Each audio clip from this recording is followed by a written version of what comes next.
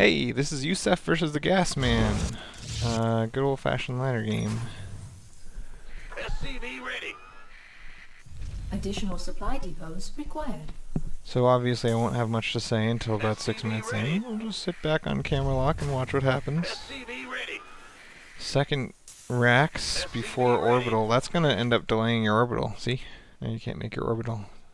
Every 17 game seconds you delay your orbital costs you 25 minerals, I think.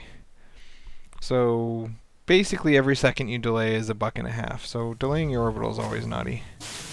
And then you realized that you didn't want to delay it much more, so you had to cut Marines and cut a worker to get it at a more reasonable time, which is, you know, bad, but good enough. I mean, that's a better response than canceling something. So now you don't have any gas and you don't have any add-ons, so either you're going for a fast expand or you're crazy. Looks like a bunker going down over there. Keeping a reasonable number of supply depots. Yeah, fast expansion. Okay, good. So 2 racks, no gas, fast expand is a pretty common opener. And I'm okay with it. Usually, obviously there's important benchmarks against Protoss. You have to have that bunker done by 5 minutes. And I think you did, and you had plenty of workers. So let's look at workers. You have 22, you want 24, so you're too short, and that's because you kind of had to cut some to get that orbital in on time. Money, you want a $1,000 army, but obviously with an expo you can cut that by 400. The bunker counts as 100, so this is 550. So you're only short 50 bucks, so basically you're okay. One thing to be really, really wary of, though, is that Protoss is capable of hitting you at 6 minutes with 7 units, right?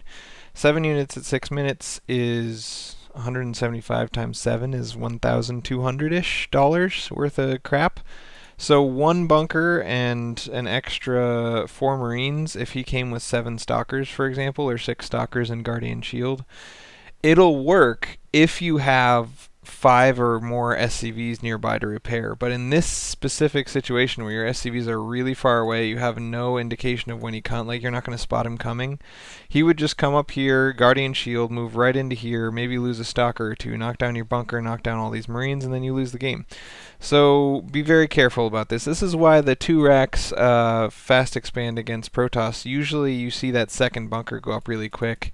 And you usually see this built in place and a bunch of workers standing nearby. Kind of like, you know, when you play against Zerg and they go for 15 hatch and then they transfer workers before the hatchery's even done, and then they use those workers to fight off your early push, and then they go start mining.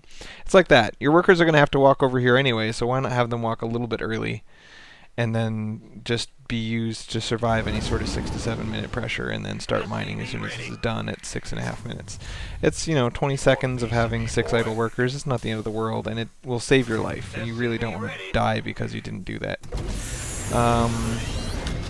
So floating that down takes, and then a little while, and then morphing it, and now you're transferring workers. So you're safe right now. But this is 7 minutes and 40 seconds. So a lot of Protoss attacks hit before then, and you'll lose to those if you keep doing that kind of stuff.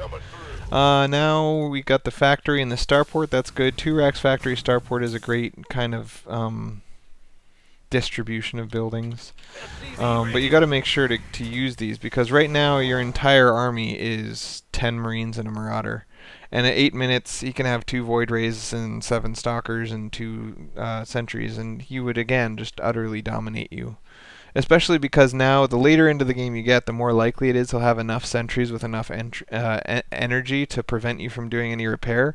So you can't really rely on bunkers in the later or mid to late game as much as you could in the early game to survive. No stim, no combat shields, no infantry being produced here at all, really. Second starport. Alright, so I've said before, when you make a building, you kind of have to use all the buildings you have. So for a long time you've had 2 racks and haven't used either of them. And for quite a while you've had this factory. You built it and then you didn't use it at all. And now you got a starport, and now you're getting a second starport, and you're not using that either. You're not using any of your buildings. So you just don't need that many buildings. If you don't have enough money to use them, they don't need to exist. But you know, that's not the end of the world. Look, if you look at your army spending $1,000 at 9.5 minutes, you would lose to basically anything. You only survived in this game because the Protoss just didn't hit you. But 10-minute benchmark is one of the big ones. I use 6 minutes to make sure that right at the beginning you're doing okay. But 10 minutes is the big one because that's right about, like, if no one's attacked anything by 10 minutes, it's officially a macro game. So at 10 minutes, you've got 40 workers, which is good. You've done well on your workers. You're keeping up on gas geysers and workers, and you've got a decent distribution, though. You really got a lot more here than you have here, especially because you're going to pull 4 of them off. So you'll end up with 7 workers on one base and 20 on the other, which is kind of ridiculous. But army is where you really slacked this game. 3,500 is the benchmark. 4,000 is the all-in, and anything around 3,000 with bunkers will survive. But 1,500 plus 2 is 1,750 and 1819. So you've got about 1,900. Ooh, 20, 21. So you've got about 21. You're about $900 short on your spending. And if you look in the bank, you don't have $900 to spend.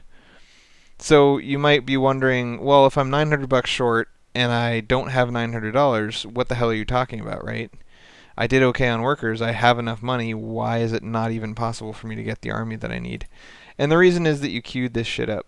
This is $300 queued up there and $200 more queued up there. That's 500 plus the 400 in your bank is 900 right there. So you got $900 worth of Marines kind of queued up here. But on top of that,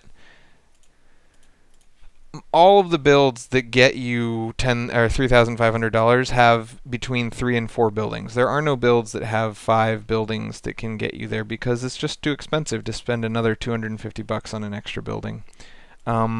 Especially if you put add-ons on all of them. So it might be nice if you want these 2 starports to not make tanks or to skip one of your racks, or I don't know. I don't know what to tell you. You got a small army right now, and this will cost you games in the future. Luckily for you, the Protoss didn't attack and didn't plan to attack, so really it doesn't matter that your build is vulnerable right now. So his observer finally gets to your base and he sees, oh, he's got practically nothing. Maybe I can just come kill him. And he's right, he can come kill you. But he's a little bit timid. He's gonna be patient about it, warping some stuff. And the longer it goes, the bigger armies get, the more important this splash damage becomes. So if he'd hit before siege mode, he would have had a much better chance.